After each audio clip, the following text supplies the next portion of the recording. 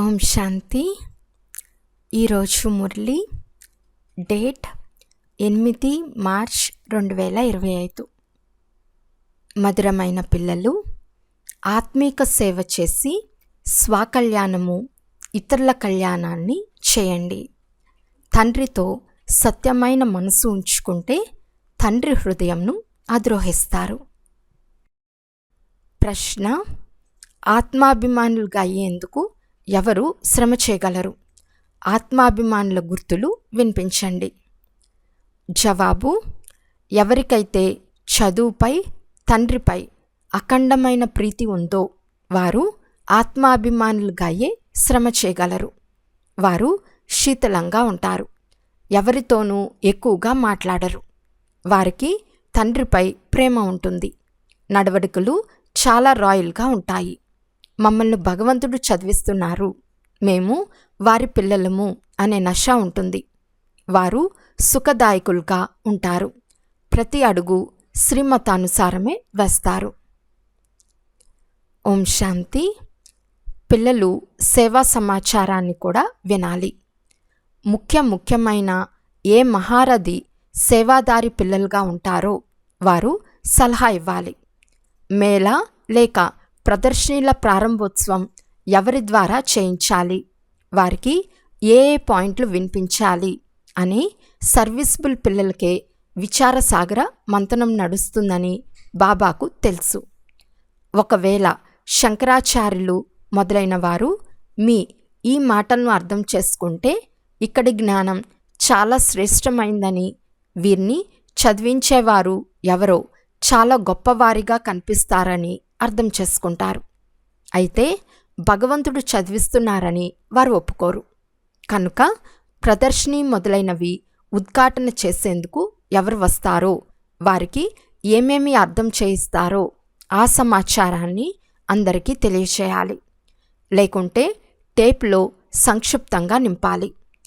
గంగేదాది శంకరాచార్యులకు అర్థం చేయించింది కదా. అలాంటి సేవాదారి పిల్లలు తండ్రి హృదయాన్ని అద్రోహిస్తారు. స్థూలమైన సేవ కూడా ఉంది, కానీ బాబా ధ్యాస అనేక మందికి కళ్యాణం జరిగే ఆత్మీక సర్వీస్ పైకే వెళ్తుంది. భలే, అన్ని విషయాల్లోనూ కళ్యాణం ఉంది. యోగయుక్తంగా ఉండి బ్రహ్మభోషణాన్ని తయారు చేసినట్లయితే అందులో కూడా కళ్యాణం ఉంది. అలాంటి యోగయుక్త భోజనాన్ని తయారు చేసేవారుంటే బండారంలో చాలా శాంతిగా ఉంటుంది. అందరూ స్మృతి యాత్రలో ఉండాలి. అక్కడకు ఎవరైనా వస్తే వెంటనే వారికి అర్థం చేయించాలి. సేవాదారి పిల్లలు ఎవరో బాబా తెలుసుకోగలరు. ఎవరైతే ఇతరులకు కూడా అర్థం చేయించగలరో వారినే తరచుగా సేవ చేసేందుకు కూడా పిలుస్తారు. కనుక సర్వీస్ చేసేవారే తండ్రి హృదయంను అద్రోహించి ఉంటారు. బాబా గమనమంతా సర్వీసబుల్ పిల్లలపై ఉంటుంది. చాలామంది సన్ముఖంలో మురళి వింటున్నా ఏమీ అర్థం చేసుకోలేరు. ధారణ జరగదు. ఎందుకంటే అర్ధకల్పు దేహాభిమాన రోగం చాలా కఠినంగా ఉంది. దానిని సమాప్తం చేసుకునేందుకు చాలా కొద్దిమంది మాత్రమే మంచి పురుషార్థం చేస్తున్నారు. ఆత్మాభిమానులుగా అయ్యే శ్రమ చాలామంది చేయటం లేదు. బాబా అర్థం చేయిస్తున్నారు, పిల్లలు ఆత్మాభిమానులుగా అవ్వటం చాలా కష్టం. భలే, కొందరు చాటు కూడా పంపుతారు, కానీ పూర్తిగా పంపరు. అయినా వారికి కొద్దిగా గమనం ఉంటుంది. ఆత్మాభిమానులుగా అయ్యే గమనం చాలామందిలో తక్కువగా ఉంటుంది. ఆత్మాభిమానులు చాలా శీతలంగా ఉంటారు. వారు ఎక్కువగా మాట్లాడరు. వారికి తండ్రిపై ఎంత ప్రేమ ఉంటుంది అంటే చెప్పలేము. ఎప్పుడు ఏ మానవునికి లేనంతగా ఆత్మకు ఖుషి ఉండాలి. ఈ లక్ష్మీనారాయణులకు జ్ఞానం లేదు. భగవంతుడు చదివించే పిల్లలైన మీకు మాత్రమే ఈ జ్ఞానం ఉంది. భగవంతుడే మమ్మల్ని చదివిస్తున్నారనే నష కూడా మీలో ఏ ఒక్కరిద్దరికి మాత్రమే ఉంటుంది. ఆ నష ఉంటే తండ్రి స్మృతిలో ఉంటారు. వారిని ఆత్మాభిమానులని అంటారు. కానీ ఆ నష ఉండదు. స్మృతిలో ఉండే వారి నడవడికలు చాలా రాయల్గా ఉంటాయి. మేము భగవంతుని పిల్లలమనే నష ఉంటుంది. కనుకనే ఎవరు ఆత్మాభిమానులై తండ్రిని స్మృతి చేస్తారో వారికే అతీంద్రియ సుఖం ఉంటుంది. అందుకే అతీంద్రియ సుఖం గురించి ఆ గోపికలనే అడగండి అన్న గాయనం కూడా ఉంది. స్మృతి చేయకుంటే శివబాబా హృదయాన్ని అద్రోహించలేరు. శివబాబా హృదయంలో లేకుంటే దాదా హృదయంలో కూడా ఉండరు. వారి హృదయంలో ఉంటే తప్పకుండా వీరి హృదయంలో కూడా ఉంటారు. తండ్రికి ప్రతి ఒక్కరిని గురించి తెలుసు. తాము ఎంత సర్వీస్ చేస్తున్నారో స్వయం పిల్లలకు కూడా తెలుసు. సర్వీస్ చేయాలనే ఆసక్తి పిల్లల్లో చాలా ఉండాలి. కొంతమందికి సేవా కేంద్రాలను స్థాపించే ఆసక్తి కూడా ఉంటుంది. కొందరికి చిత్రాలను తయారు చేసే ఆసక్తి ఉంటుంది. నాకు జ్ఞాని ఆత్మలైన పిల్లలు ప్రియంగా అనిపిస్తారని తండ్రి కూడా అంటారు. వారు తండ్రి స్మృతిలో కూడా ఉంటారు. సేవ చేసేందుకు తప్పిస్తూ ఉంటారు. కొందరు ఏమాత్రం సేవ చేయరు. తండ్రి చెప్పేది కూడా వినరు. ఎవరు ఎక్కడ సర్వీస్ చేయాలో తండ్రికి తెలుసు కదా. కానీ దేహాభిమానం కారణంగా తమ మతానుసారం నడుస్తారు. కనుక బాబా హృదయంలో స్థానాన్ని పొందలేరు. అజ్ఞాన కాలంలో కూడా ఎవరైనా పిల్లలు చెడు నడవడికలు గలవారిగా ఉంటే వారికి తండ్రి హృదయంలో స్థానం ఉండదు. వారిని వంశనాశకులైన పిల్లలుగా భావిస్తారు. సాంగత్య దోషం వలన పాడవుతారు. ఇక్కడ కూడా ఎవరు సర్వీస్ చేస్తారో వారే తండ్రికి ప్రియంగా అనిపిస్తారు. ఎవరు సర్వీస్ చేయరో వారిని తండ్రి ప్రేమించరు. అదృష్టం అనుసారంగానే చదువుకుంటారని భావిస్తారు. అయినా ప్రేమ ఎవరిపైన ఉంటుంది? అది నియమం కదా. మంచి పిల్లలను చాలా ప్రేమగా పిలుస్తారు. మీరు చాలా సుఖదాయకులు, మీరు తండ్రికి స్నేహితులు అని అంటారు. ఎవరు బాబాను స్మృతి చేయరో వారిని తండ్రి స్నేహితులని అనరు. దాదాకు స్నేహితులుగా అవ్వరాదు, తండ్రికి స్నేహితులుగా అవ్వాలి. ఎవరైతే తండ్రి స్నేహితులుగా ఉంటారో వారి మాట మంతి చాలా మధురంగా సుందరంగా ఉంటాయి. వివేకము ఇలా చెప్తుంది, భలే ఇంకా సమయం ఏమో ఉంది, కానీ శరీరంపై ఏ నమ్మకమూ లేదు. కూర్చుని ఉండగానే ప్రమాదం జరుగుతుంది. కొందరికి గుండె ఆగిపోతుంది, కొందరికి రోగాలు వస్తాయి. మృత్యు అనేది ఆకస్మికంగా కలుగుతుంది కదా. కనుక శ్వాసపై నమ్మకం అనేది లేదు. ప్రకృతి ప్రకోపాలు కూడా ఇప్పుడు జరుగుతున్నాయి. సమయం కాని సమయంలో వర్షాలు పడినందున కూడా నష్టం జరుగుతూ ఉంటుంది. ఈ ప్రపంచమే దుఃఖం ఇచ్చే ప్రపంచం. తండ్రి కూడా ఎప్పుడు చాలా దుఃఖం ఉంటుందో, రక్తపు నదులు ప్రవహిస్తాయో అలాంటి సమయంలోనే వస్తారు. పురుషార్థం చేసి 21 జన్మలకు కళ్యాణం చేసుకునేందుకు ప్రయత్నించాలి. చాలామందిలో తమ కళ్యాణాన్ని చేసుకోవాలనే చింతన కూడా కనిపించదు. బాబా ఇక్కడ కూర్చుని మురళి వినిపించినప్పటికీ వారి బుద్ధి సేవాదారి పిల్లల వైపే ఉంటుంది. ఇప్పుడు శంకరాచార్యులను ప్రదర్శనకి పిలిచారు. వీరు సాధారణంగా ఎక్కడికి వెళ్ళరు. చాలా అహంభావంలో ఉంటారు. కనుక వారికి గౌరవం కూడా ఇవ్వవలసి ఉంటుంది. పైన సింహాసనంపై కూర్చోపెట్టవలసి ఉంటుంది. వారు అందరి చేతిలో కూర్చుంటారని అనుకోకండి. వారికి చాలా గౌరవం కావాలి. నిరహంకారులుగా ఉండేవారు వెండి సింహాసనాన్ని మొదలైన వాటిని వదిలి ఉండేవారు. తండ్రి ఎంత సాధారణంగా ఉంటారో చూడండి. వారిని గురించి ఎవరికీ తెలియదు. పిల్లలైన మీలో కూడా ఎవరో కొద్దిమందికి మాత్రమే తెలుసు. తండ్రి ఎంత నిరహంకారులు. ఇది తండ్రి పిల్లల సంబంధం కదా. లౌకిక తండ్రి పిల్లల చేతిలో ఉంటారు, తింటారు, తినిపిస్తారు. ఈ అనంతమైన తండ్రి కూడా అలాగే. సన్యాసులు మొదలైన వారికి తండ్రి ప్రేమ లభించదు. కల్పకల్పము మనకు అనంతమైన తండ్రి ప్రేమ లభిస్తుందని మీకు తెలుసు. పుష్పాలుగా తయారు చేసేందుకు తండ్రి చాలా శ్రమ చేస్తారు. అయితే డ్రామానుసారం అందరూ పుష్పాలుగా అవ్వరు. ఈరోజు చాలా బాగుంటారు, రేపు వికారులుగా అయిపోతారు. తండ్రి చెప్తున్నారు, అదృష్టంలో లేకుంటే ఏం చేయగలరు? చాలామంది నడవడికలు చాలా మురికిగా అసహ్యంగా ఉంటాయి.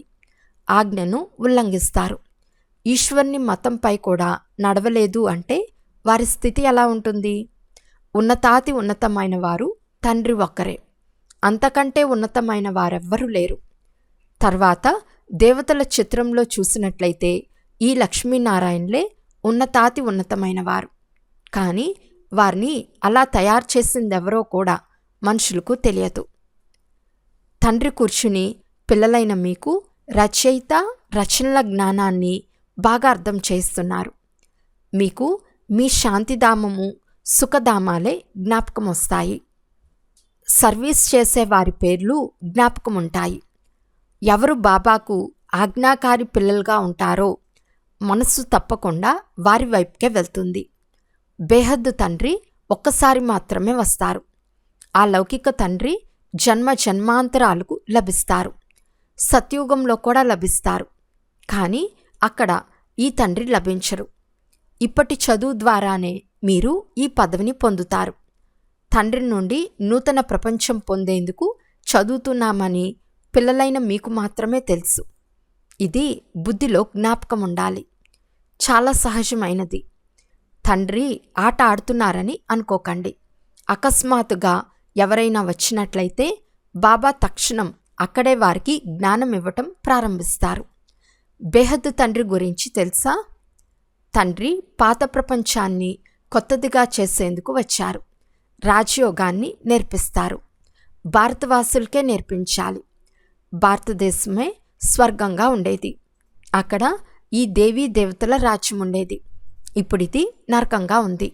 నరకం నుండి మళ్ళీ స్వర్గంగా తండ్రి ఒక్కరు మాత్రమే చేస్తారు.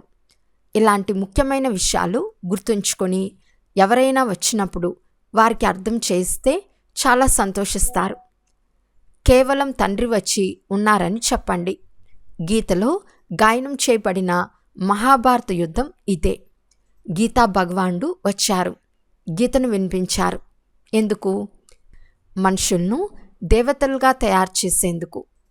కేవలం తండ్రినైన నన్ను, ఆస్తిని స్మృతి చేయండి అని తండ్రి చెప్తారు. ఇది దుఃఖధామము. ఇంత మాత్రం స్మృతి ఉన్నా సంతోషంగా ఉంటారు. ఆత్మలమైన మనము బాబా చెతలో శాంతిధామానికి వెళ్ళేవారము. మళ్ళీ అక్కడి నుండి పాత్ర అభినయం చేసేందుకు మొట్టమొదట సుఖధామంలోకి వస్తాము. ఎలా కాలేజ్లో చదివేటప్పుడు మేము ఈ చదువు చదివి తర్వాత ఇలా అవుతామని భావిస్తారు? బ్యారిస్టర్ అవుతాము, లేక పోలీస్ సూపరింటెండెంట్ అవుతాము, ఇంత ధనాన్ని సంపాదిస్తామని అనుకుంటారు. సంతోషపు పాదరసం మట్టం ఎక్కి ఉంటుంది. పిల్లలైన మీకు కూడా ఈ సంతోషం ఉండాలి. మేము బేహద్దు తండ్రి ద్వారా ఈ ఆస్తిని పొందుతాము. తర్వాత స్వర్గంలో భవనాలను కట్టుకుంటామని రోజంతా బుద్ధిలో ఉంటే సంతోషం కూడా ఉంటుంది. తమ కళ్యాణాన్ని, ఇతరుల కళ్యాణాన్ని కూడా చేయాలి. ఏ పిల్లల వద్ద జ్ఞానం ఉందో వారి కర్తవ్యం దానం చేయటం. ఒకవేళ ధనం ఉండి కూడా దానం చేయకుంటే వారిని దురదృష్టవంతులు అని అంటారు. వారి వద్ద ధనమున్నా లేనట్లే. ధనముంటే దానం తప్పకుండా చేయాలి. మంచి మంచి మహారథి పిల్లలు సదా బాబా హృదయంలో ఉంటారు. వీరు బహుశా పడిపోతారేమో అని కొందరు గురించి ఆలోచన కలుగుతుంది. పరిస్థితులు అలా ఉన్నాయి. దేహాహంకారం చాలా ఎక్కువగా ఉంది. ఏ సమయంలోనైనా చేయి వదిలి తమ ఇంటికి వెళ్ళిపోతారు. మురళిని చాలా బాగా చెప్పగలరు, కానీ దేహాభిమానం చాలా ఉంది. బాబా కొద్దిగా హెచ్చరించిన తక్షణం విరుచుకుపడతారు. లేకుంటే గాయనం ఉంది, ప్రేమించండి లేక తిరస్కరించండి. ఇక్కడ తండ్రి సరైన మాట చెప్పినా కోపం పెరిగిపోతుంది. ఇలాంటి పిల్లలు కూడా ఉన్నారు. కొందరు ఆంతరికంలో చాలా ధన్యవాదాలు అర్పిస్తారు. కొందరు లోపల కాలిపోతూ ఉంటారు. మాయ వలన దేహాభిమానం చాలా ఎక్కువగా ఉంది. అసలు మురళిని ఏమాత్రం వినని పిల్లలున్నారు. కొందరు మురళి లేకుండా ఉండలేని పిల్లలు కూడా ఉన్నారు. మురళిని చదవని వారు మాలో చాలా జ్ఞానం ఉంది, ఇక మాకు తెలియంది ఏమీ లేదు అని కూడా భావిస్తారు. ఎక్కడ శంకరాచార్యులు మొదలైన వారు ప్రదర్శనీకి వస్తారో, సర్వీస్ బాగా జరుగుతుందో ఆ సమాచారాన్ని అందరికీ పంపాలి. దానివలన ఎలా సర్వీస్ జరిగిందో అందరికీ తెలుస్తుంది. వారు కూడా నేర్చుకుంటారు. ఇలాంటి సర్వీస్ చేసేందుకు ఎవరికి సంకల్పం వస్తుందో వారినే బాబా సేవాదారి పిల్లలుగా భావిస్తారు. సర్వీసులో ఎప్పుడూ అలసిపోరాదు. అనేక మంది కళ్యాణం చేయాలి కదా. అందరికీ ఈ జ్ఞానం లభించాలి. పిల్లల ఉన్నతి కూడా జరగాలి అని బాబాకు ఇదే తపన ఉంటుంది. ఈ ఆత్మీక సర్వీస్ ముఖ్యమైందని రోజు మురళీలో తెలియచేస్తూ అర్థం చేయించండి. వీరు లక్ష్మీనారాయణులుగా ఎలా అయ్యారు, తర్వాత వీరు ఎక్కడికి వెళ్ళారు, ఎలా రాజ్యభాగ్యాన్ని పొందుకున్నారు. వెళ్ళి మందిర ద్వారం వద్ద కూర్చోండి. ఎవరైనా వచ్చినట్లయితే ఈ లక్ష్మీనారాయణులు ఎవరు, భారతదేశంలో వీరి రాజ్యం ఎప్పుడుండేది అని అడగండి. హనుమంతుడు కూడా చెప్పుల వద్ద కూర్చునేవాడు అని అంటారు కదా. దానికి కూడా రహస్యం ఉంది కదా. జాలి కలుగుతుంది. సర్వీస్ చేసే యుక్తులు బాబా చాలా తెలియచేస్తారు, కానీ వాటిని చాలా కొద్దిమంది మాత్రమే కష్టంతో అమల్లోకి తెస్తారు. సర్వీస్ చాలా ఉంది, అందులకు ఊతకర్రగా అవ్వాలి. ఎవరు సర్వీస్ చేయరో వారి బుద్ధి స్వచ్ఛంగా ఉండదు, కనుక ధారణ జరగదు. లేకుంటే సర్వీస్ చాలా సహజం. మీరు ఈ జ్ఞానరత్నాలను దానం చేస్తున్నారు. ఎవరైనా శ్రీమంతులు వచ్చినట్లయితే మేము మీకు ఈ బహుమానం ఇస్తాము, దీని అర్థం కూడా మీకు తెలియచేస్తాము అని చెప్పండి. ఈ బ్యాచ్లంటే బాబాకు చాలా గౌరవం ఉంది. వేరెవ్వరికీ అంత గౌరవం లేదు. ఇందులో చాలా జ్ఞానం నిండి ఉంది. కానీ ఎవరి భాగ్యంలోనైనా లేకుంటే బాబా కూడా ఏం చేయగలరు? బాబాను చదువును వదలటం ఇది అతిపెద్ద ఆత్మహత్య. బాబావారిగా అయ్యి మరలా వదిలివేయటం, ఇలాంటి మహాపాపం వేరేదీ ఉండదు. అలాంటి దౌర్భాగ్యులు ఎవ్వరూ ఉండరు. పిల్లల శ్రీమతానుసారం నడవాలి కదా. మేము విశ్వాధికారులుగా అయ్యేవారమని మీ బుద్ధిలో ఉంది. ఇది తక్కువ మాటేమీ కాదు. స్మృతి చేసినట్లయితే ఖుషి కూడా ఉంటుంది. స్మృతి చేయకుంటే పాపాలనేవి భస్మం అవ్వవు. దత్తు వచ్చారు కనుక సంతోష పాదరసమటం పెరగాలి. కానీ మాయ చాలా విఘ్నాలు కలగచేస్తుంది. కచ్చాగా ఉన్నవారిని పడేస్తుంది. ఎవరైతే తండ్రి శ్రీమతంను తీసుకోరో వారు ఏ పదవి పొందుతారు? కొద్దిగా తీసుకుంటే అలాంటి తేలిక పదవిని పొందుతారు. చాలా బాగా మతాన్ని తీసుకుంటే ఉన్నత పదవిని పొందుతారు. ఈ బేహద్ రాజధాని స్థాపన అవుతూ ఉంది. ఇందులో ఖర్చు మొదలైన మాట కూడా లేదు. కుమారీలు వస్తారు, నేర్చుకుని అనేక మందిని తమ సమానంగా తయారు చేస్తారు. ఇందులో ఫీజు మొదలైన వాటి మాటే లేదు. తండ్రి చెప్తారు, మీకు స్వర్గ సామ్రాజ్యాన్ని ఇస్తాను. నేను స్వర్గంలోకి కూడా రాను. శివబాబా దాత కదా, ఆయనకు ఖర్చులు ఏమిస్తారు? వీరు సర్వస్వాన్ని వారికి ఇచ్చేశారు, వారసునిగా చేసుకున్నారు. ప్రతిఫలంగా రాజ్యం లభిస్తుంది కదా. ఇతను మొట్టమొదటి ఉదాహరణ. పూర్తి విశ్వంపై స్వర్గస్థాపన జరుగుతుంది. పైసా కూడా ఖర్చు కాదు. అచ్చా, మధురాతి మధురమైన అపురూపమైన పిల్లలకు మాతాపిత బాప్దాదాల ప్రియ స్మృతులు మరియు గుడ్ మార్నింగ్. ఆత్మీక పిల్లలకు ఆత్మీక తండ్రి నమస్తే. ఆత్మీక తండ్రికి ఆత్మీక పిల్లల యొక్క ప్రియ స్మృతులు మరియు నమస్తే నమస్తే నమస్తే. ధారణ కొరకు ముఖ్య సారము. ఫస్ట్ పాయింట్, పితా స్నేహితులుగా అయ్యేందుకు చాలా చాలా సుఖదాయులుగా అవ్వాలి. మీ మాట మంతి చాలా మధురంగా రాయల్గా ఉండాలి. సేవాదారులుగా అవ్వాలి. నిరహంకారులుగా అయి సేవ చేయాలి. సెకండ్ పాయింట్, చదువును తండ్రిని వదిలి ఎప్పుడూ జీవహత్య చేసుకుని మహాపాపులుగా అవ్వరాదు. ముఖ్యమైనది ఆత్మీక సేవ. ఈ సర్వీసులో ఎప్పుడూ అలసిపోరాదు. జ్ఞానరత్నాలను దానం చేయాలి. దురదృష్టవంతులుగా అవ్వరాదు. వరదానము: సదా నిజధామము మరియు నిజస్వరూపం యొక్క స్మృతి ద్వారా ఉపరాం న్యారే ప్యారే భవ. నిరాకారి ప్రపంచం మరియు నిరాకారి రూపం యొక్క స్మృతియే సదా న్యారా ప్యారాగా చేసేస్తుంది. మన నివాసమే నిరాకారి ప్రపంచం. ఇక్కడ సేవ చేసేందుకు అవతరించాము. మనం ఈ మృత్యులోకానికి చెందిన వారం కాదు, కానీ అవతరించిన అవతారులము. కేవలం ఈ చిన్న విషయం స్మృతిలో ఉంచుకుంటే ఉపరాంగా అంటే దేహానికి అతీతంగా అయిపోతాము.